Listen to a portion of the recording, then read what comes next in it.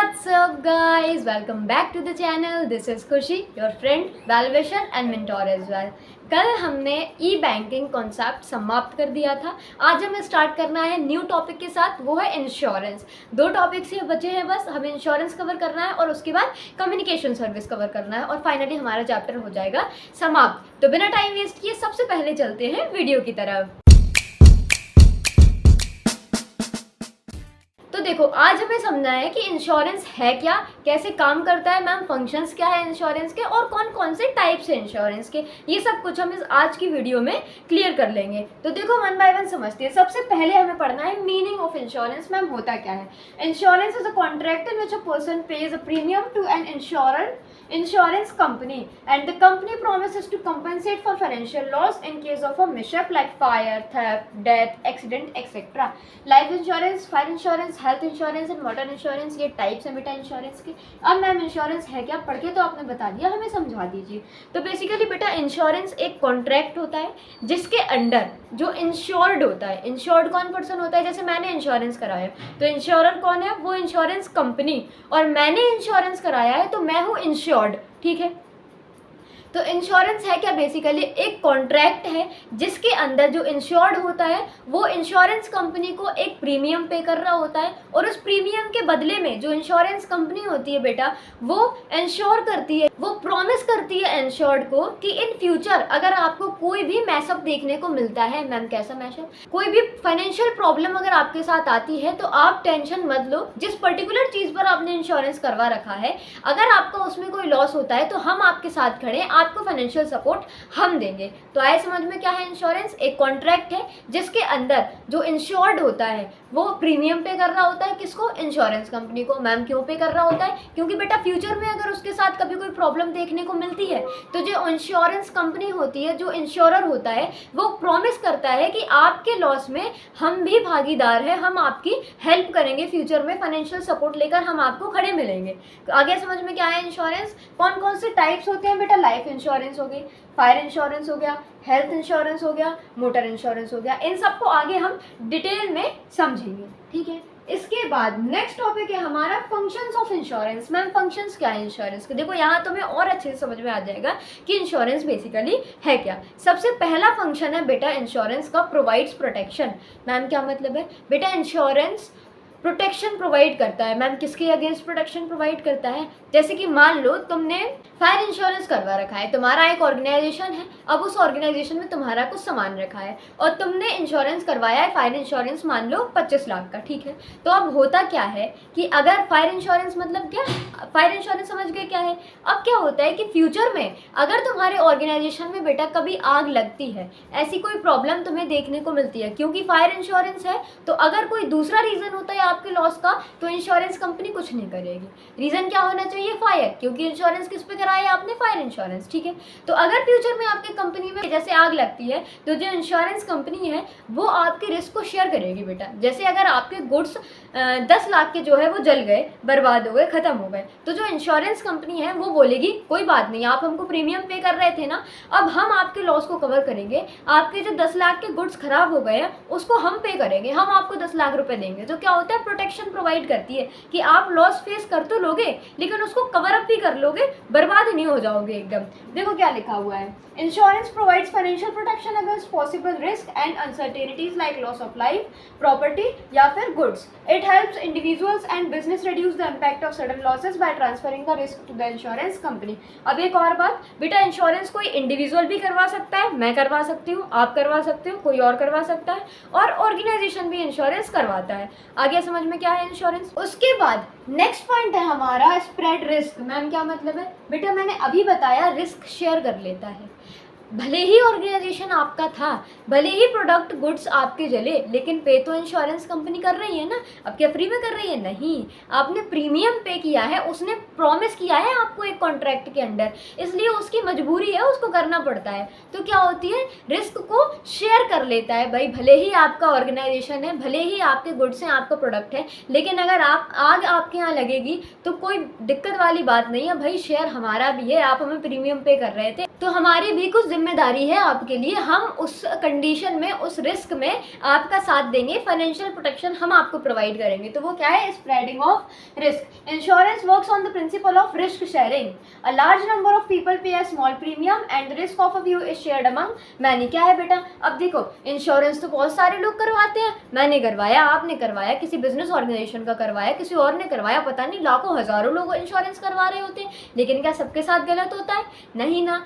Risk तो मुश्किल से 10 लोगों के साथ, 50 लोगों के साथ, 100 लोगों में से 10 लोगों के साथ ही, मुश्किल 10 भी मैं ज़्यादा बता रही हूँ, सब लोगों के साथ तो रिस्क नहीं आती। तो क्या होता है, जो बहुत सारे लोग प्रीमियम पे कर रहे होते हैं बेटा, जो लाखों के लोग प्रीमियम पे कर रहे हैं, वो सब मिलकर जिसके पास रिस्क आती है, जो लॉस में जाता है बेटा, उसके लॉस को कवर करते हैं। तो अल्टीमेटली पैसा तो पब्लिक का ही होता है, इंश्योरेंस कंपनी का ही और सिर्फ पैसा लेके नहीं आ रही होती है। पैसा किसका है?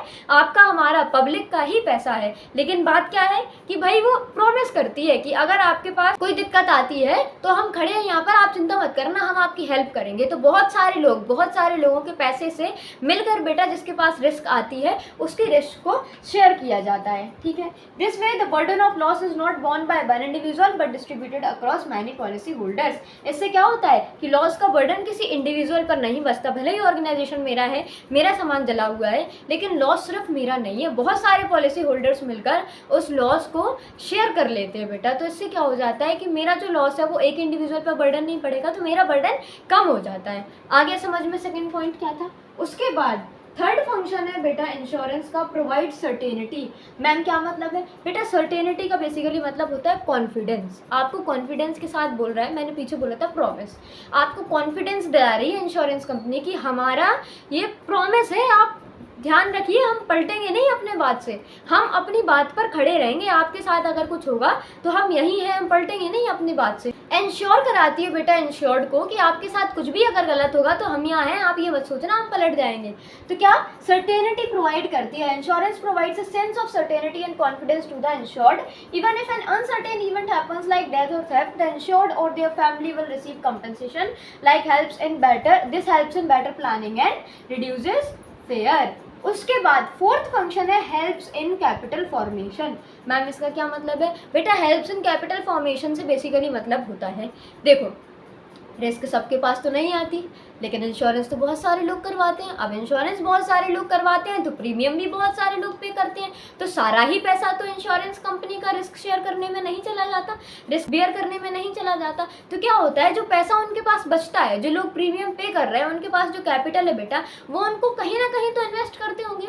तो वो कहाँ इन्वेस्ट करते हैं? इंफ्रास्ट्रक्चर में, गवर्नमेंट पॉलिसीज़ में। तो क्या होता है, कहीं ना कहीं हमारे इंडियन इकोनॉमिक, हमारे जो देश की इकोनॉमी डेवलपमेंट हो रही होती है, इकोनॉमी डेवलप हो रही होती है, बूस्ट की तरफ जा रही होती है, ग्रोथ हो रहा होता है, तो इनका कैपिटल फॉर्मेशन में भी एक बहुत बड़ा हाथ होता है। देखो क्या लिखा है, the premiums collected by insurance companies are invested in productive areas like infrastructure, government securities और corporate investment. Thus insurance promotes capital formation and contributes to national economic development. किसी भी देश के इकोनॉमिक डेवलपमेंट में बेटा बहुत अच्छा कंट्रीब्यूट करती है इंश्योरेंस कंपनी। आए समझ में क्या है?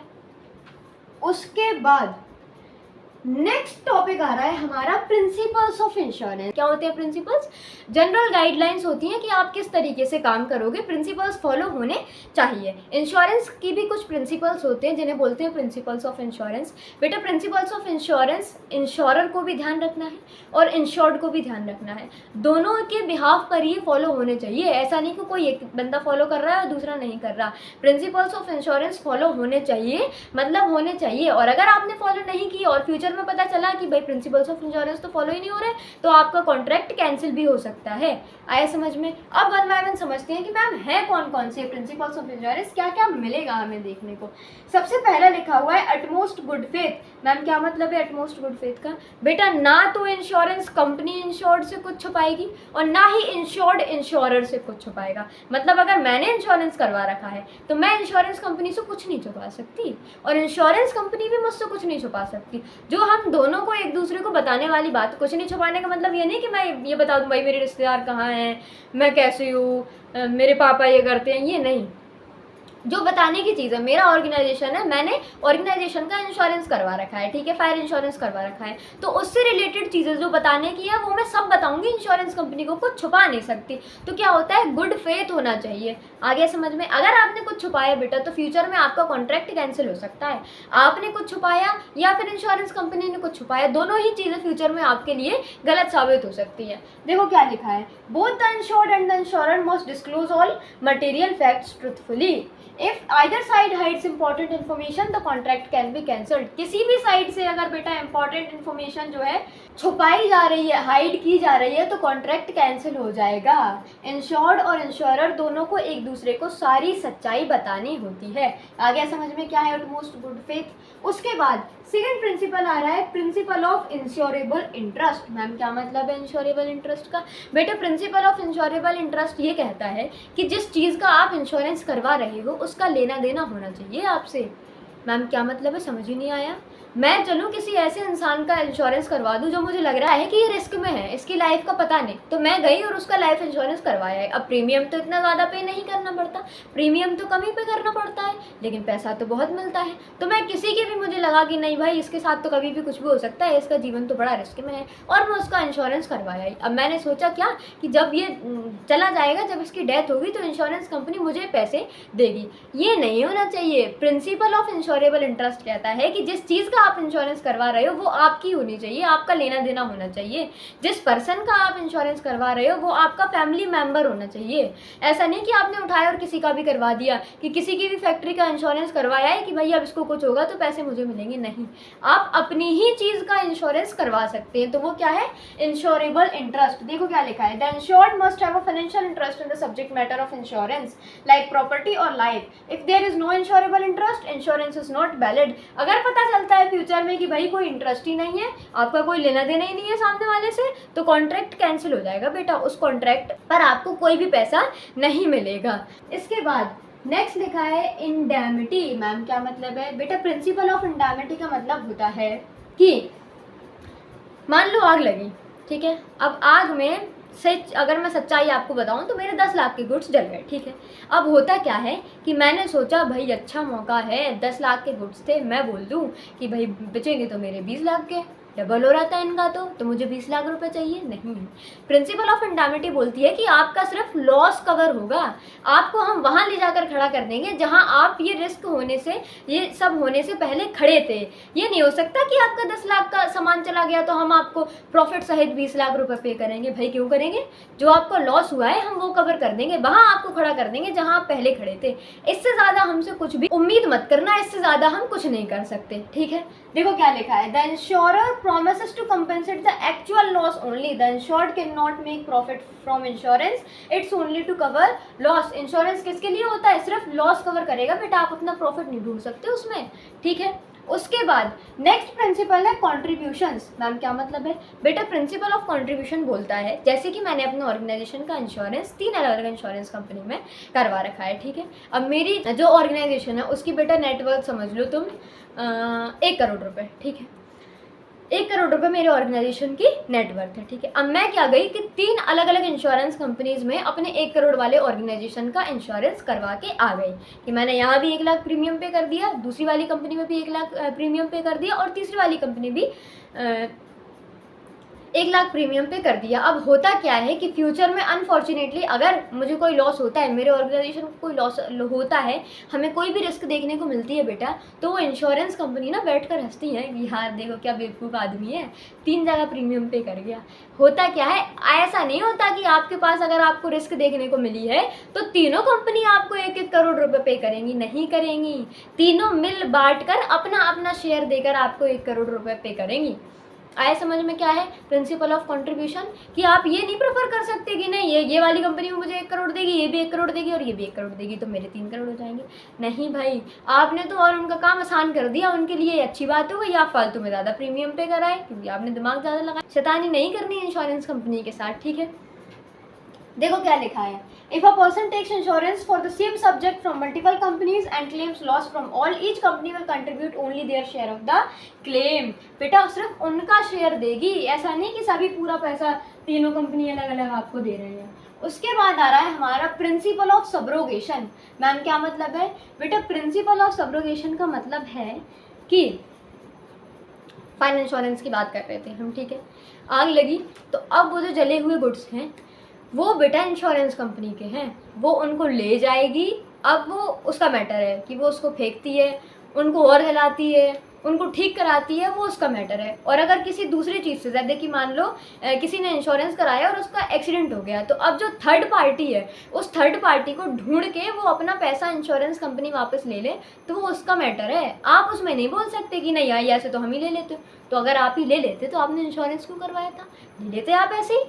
तो क्या होता है, ये उसका मैटर है, आप इसके बीच में नहीं बोल सकते। वो थर्ड पार्टी को ढूंढ के उसको मारे पीटे क्या करे, वो उसका मैटर है, आप उसमें नहीं बोल सकते। आपका पैसा वो आपको पे कर देगी, उसके बाद इंश्योरेंस कंपनी क्या कर रही है वो उसका मैटर है। यही है principle of subrogation. After paying the compensation the insurer gets the right to claim from third parties who cause the loss. जिनकी वजह से लॉस हुआ है वो थर्ड पार्टी के साथ इंश्योरेंस कंपनी कुछ भी करे, आपका लेन देन नहीं है, ठीक है। आपका तो भैया पे था, उसने आपको कंपनसेशन दे दिया 1 करोड़ का, अब वो थर्ड पार्टी से 2 करोड़ भी ले रही है, आपका कोई मसला नहीं है, वो उसका मैटर है, वो क्या कर रही है वो जाने, आप इसके बीच में नहीं बोल सकते। इसके बाद है प्रॉक्सिमेट कॉज।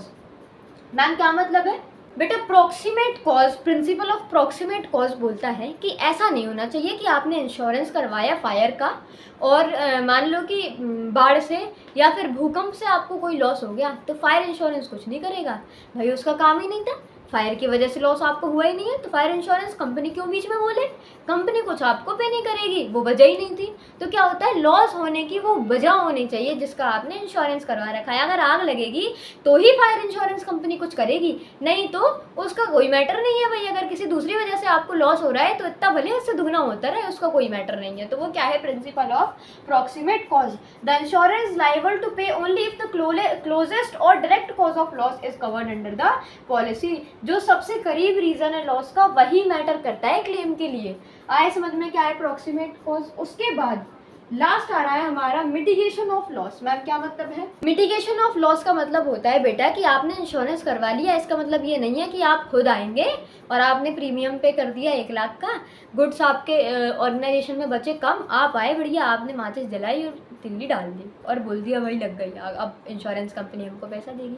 तो प्रिंसिपल ऑफ मिटिगेशन रिसोर्स बोलता है कि अगर बाद में छानबीन हुई और इंश्योरेंस कंपनी को ये पता लग गया कि भाई वो जो फायर एक्सटिंग्विशर होता है क्या वो रखा था आपके पास? नहीं था। क्या पानी वानी की व्यवस्था थी आपके पास? नहीं थी। तो वो बोलेगा चुपचाप मुंह बंद करो और अपने घर चले जाओ, क्योंकि ये तो आपने जान मान के करी है, आप चाह रहे थे ऐसा हो और हम आपको पैसा पे करें। तो मिटिगेशन बोलता है, principle of mitigation of loss है कि काम इंटेंशनली नहीं होना चाहिए लॉस की, नहीं आपकी मर्जी हुई, आपने खुद लगा दिया और आप इंश्योरेंस कंपनी से पैसा मांगने चले गए, नहीं, इंटेंशनली नहीं होनी चाहिए। और उस लॉस को रिड्यूस करने के लिए जो स्टेप्स आप पहले फॉलो करते वही आपको फॉलो अभी भी करनी है।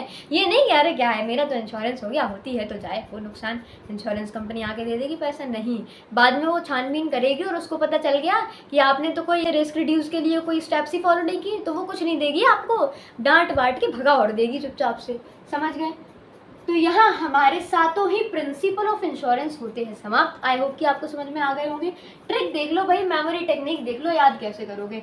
आई कप सम, पहला लेटर, ये जो हर एक जो लेटर है ये लेटर एक प्रिंसिपल को इंडिकेट कर रहा है, ठीक है। Mitigation of loss, proximate cause, subrogation, ये क्या है, हर एक जो लेटर यहाँ पे लिखा हुआ है ये एक प्रिंसिपल को इंडिकेट कर रहा है। आज का सेशन हम यहीं समाप्त करेंगे। कल हम पढ़ेंगे टाइप्स ऑफ इंश्योरेंस और फिर टाइप्स ऑफ इंश्योरेंस के साथ कम्युनिकेशन सर्विस ही हम कल समाप्त कर देंगे। तो आज की वीडियो को ज़्यादा लॉन्ग नहीं रखते हैं, यहीं समाप्त करेंगे। कुछ भी डाउट हो तो मुझे कमेंट सेक्शन में बताना। तो आज के लिए बस इतना ही, मिलते हैं कल नेक्स्ट वीडियो में नेक्स्ट टॉपिक के साथ, जहां हम पढ़ेंगे टाइप्स ऑफ इंश्योरेंस और उसके बाद कम्युनिकेशन सर्विस। छोटा सा पार्ट बचा है, ज़्यादा बड़ी वीडियो भी कल नहीं होगी। तो बस इतना ही। वीडियो अगर पसंद आ गई हो तो वीडियो को लाइक कर देना, शेयर कर देना और चैनल को सब्सक्राइब प्लीज़ कर देना। Thank you for watching, tata bye bye.